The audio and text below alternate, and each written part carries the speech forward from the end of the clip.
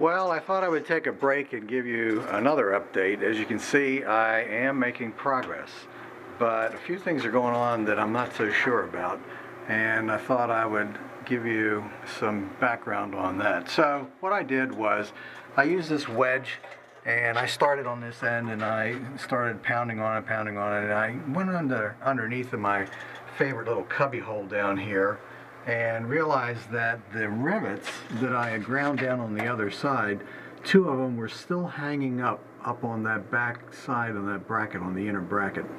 And so I put a chisel in there and popped that open. When I did, this thing popped down a good inch or so.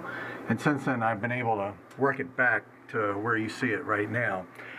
This sort of shows, though, the state of the aluminum bracket that's in there and why I had concern about this. As you can see, it's completely disconnected across the top, and the bottom where it meets at this welded bracket on the bottom, it was almost disconnected at that point, which meant that there was only about 6 inches of that entire length of that aluminum bracket that was really holding the frame in place.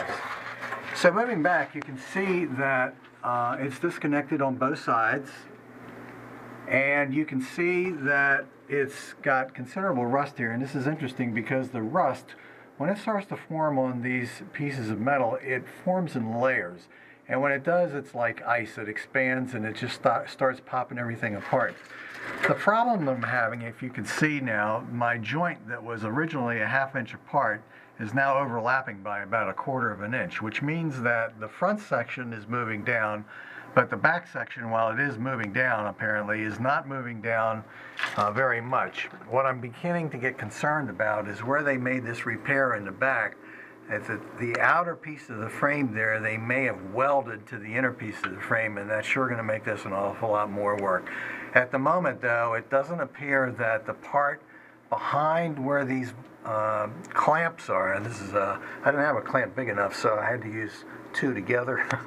The part behind where the clamps are is still seized to the outer part of the frame, and so I'm going to keep at it, but as you can see, it's not an easy task. I'll be back with more later.